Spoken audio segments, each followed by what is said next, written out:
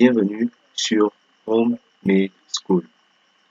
Nous sommes réunis dans cette vidéo dans le cadre de la formation sur le logiciel Robot Structural Analysis. Dans cette vidéo, il sera question du paramétrage du calcul statique et des résultats de la R.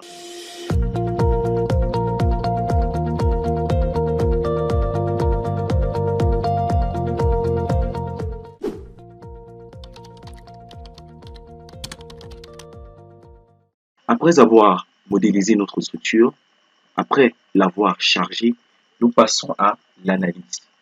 L'analyse est l'une des étapes les plus importantes dans le dimensionnement d'une structure. Pour analyser une structure sur robot, nous allons commencer par partir sur l'onglet Analyse de la barre d'outils.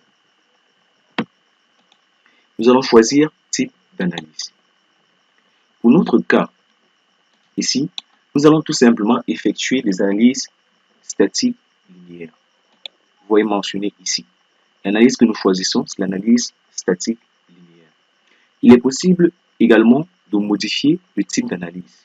Pour modifier le type d'analyse, il me suffit de venir ici, changer type d'analyse, là. J'ai la possibilité de quitter pour le cas G1, qui est le cas d'une charge permanente structurelle. Dans mon cas, c'est tout simplement le poids propre de mes éléments structuraux. Je peux quitter de type d'analyse statique à flambement, par exemple. Je peux aller à dommage, je peux aller à analyse modale avec prise en compte des efforts statiques. Nous allons prendre par exemple le cas de analyse modale avec prise en compte des efforts statiques. Vous voyez quand je relis, ici on me donne les paramètres de l'analyse modale avec force statique. Dans ce cadre-ci, je dois définir premièrement le mode d'analyse, c'est modal, vous voyez. J'ai le mode sismique, j'ai le mode sismique et pseudo-modal. J'ai la possibilité d'entrer les paramètres du nombre de modes. J'ai la tolérance que je peux entrer, j'ai le nombre d'itérations lors du calcul, j'ai l'amortissement, j'ai la possibilité de calculer avec l'amortissement d'après la norme PS 92 et j'ai la possibilité de laisser avec cette tolérance aussi.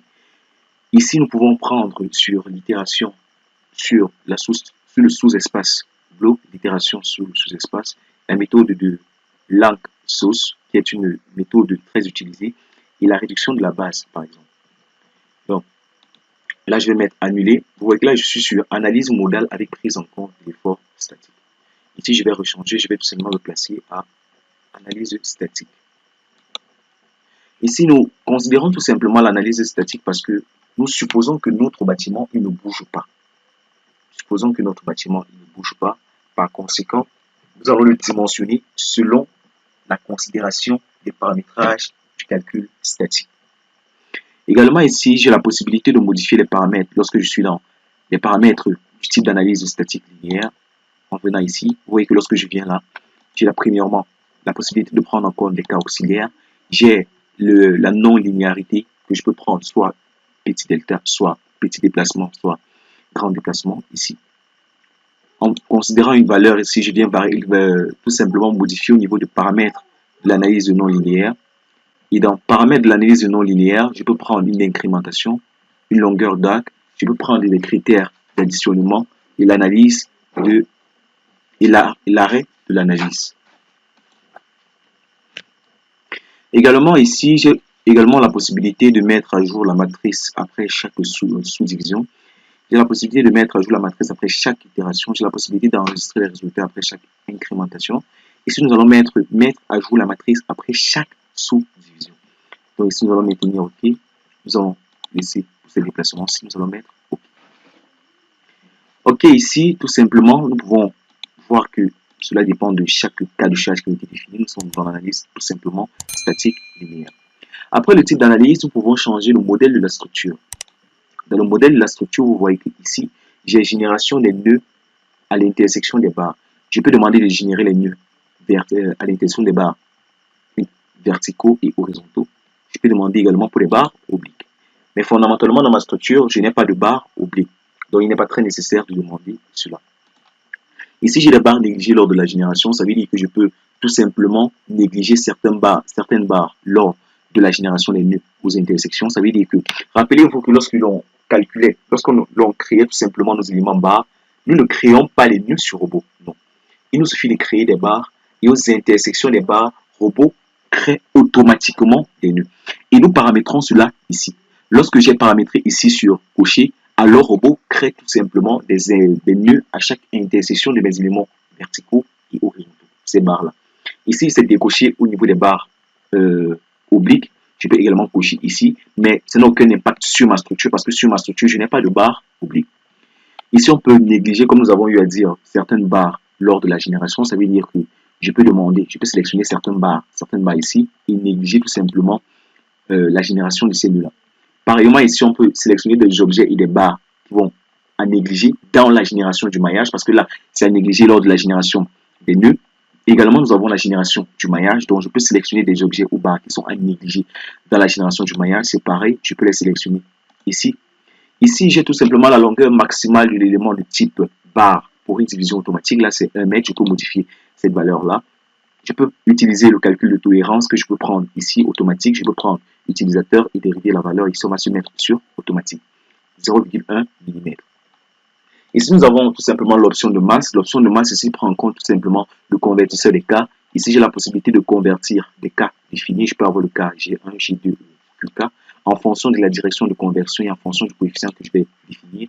Ceci tout simplement en considérant des directions de masse X, Y, Z ou tout simplement avec ajouter la masse, soit la masse globale, soit la masse dynamique. C'est possible. Ensuite, nous allons passer tout simplement au signe de la combinaison. Signe de la combinaison, ici, il n'y a pas grand-chose à définir. Vous pouvez définir un signe de votre combinaison en fonction des cas que vous allez considérer ici. Il y a une tolérance qui sera donnée là. Et ici, nous allons tout simplement passer au résultat filtre. Ici, le robot vous donne la possibilité de filtrer certains éléments. Les listes ci-dessus sont utilisées en tant que filtre robot pour les objets affichés dans les tableaux. Ça veut dire qu'ici, j'ai les listes de cas qui seront tout simplement filtrées. Donc, je peux filtrer des listes de cas lors de mon calcul. Ça veut dire que j'aimerais que lors du calcul, ces cas-ci sont tout simplement pas considérés. Je peux les filtrer. Je peux filtrer des nœuds ici. Donc, ça veut dire que lors du calcul, ces nœuds ne seront pas considérés. Je peux filtrer des barres, je peux filtrer des panneaux et objets, je peux filtrer des éléments finis. Ensuite, nous avons la déformation de flambement. Dans la déformation de flambement, je peux demander au robot de prendre en compte le mode de déformation en tant que déformation initiale ici. C'est-à-dire que lorsque je définis cela, j'ai la possibilité de sélectionner les cas, j'ai la possibilité de choisir le mode, le coefficient et d'ajouter un coefficient peut-être supplémentaire que je vais supprimer ici. Et tout simplement décrire le déplacement maximal. Négliger le cas pour la structure avec déformation. Ici, on va tout simplement se mettre, ne pas prendre en compte le mode de déformation en tant que déformation initiale. On va considérer que, parce que lorsque je me place ici, le robot va considérer, si je couche ici, le robot va prendre en compte le mode de déformation en tant que déformation initiale. Or, je n'aimerais pas avoir ce mode de déformation comme déformation initiale au niveau de ma structure. Raison pour laquelle je vais décocher tout simplement ici. Après avoir tout simplement essayé de regarder, de parcourir toutes ces différentes options de calcul dans l'analyse, on va générer le modèle et tout simplement lancer le calcul. Lorsque nous lançons le calcul, nous voyons bien que nous avons un ensemble d'erreurs qui sont précisées. Comprenons bien que les erreurs ici sont prises en compte suivant les options de calcul ou suivant les paramètres, les types d'analyse que nous avons considérés. C'est la raison pour laquelle il est très important de prêter une grande attention au niveau du type d'analyse. Parce que cela va tout simplement affecter tous nos résultats et affecter par conséquent notre dimensionnement. Comme nous avons eu à dire dans la vidéo, et nous allons réitérer cela, l'analyse est l'une des étapes les plus importantes dans le dimensionnement, qui parfois est très peu connue parce que d'aucuns se concentrent à modéliser et à ferrailler, alors qu'une modélisation, un ferraillage sans bonne analyse est tout simplement raté. C'est à l'analyse que nous définissons tout simplement les paramètres de calcul, nous définissons tout simplement les éléments à prendre en compte, nous définissons tout simplement, nous ajustons certains éléments qui ont été pris en compte lors de notre norme choisie. Le calcul est lancé. Après le calcul, OK.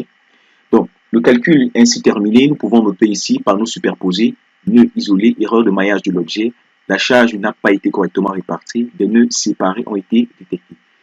Donc, nous sommes rendus au terme des objectifs de cette vidéo. Nous avons vu comment essayer de paramétrer le type d'analyse sur robot. Et dans la vidéo suivante, elle va tout simplement consister à la résolution de ces problèmes de calcul. Donc, on se donne rendez-vous dans la prochaine vidéo. Et d'ici là, portez-vous bien.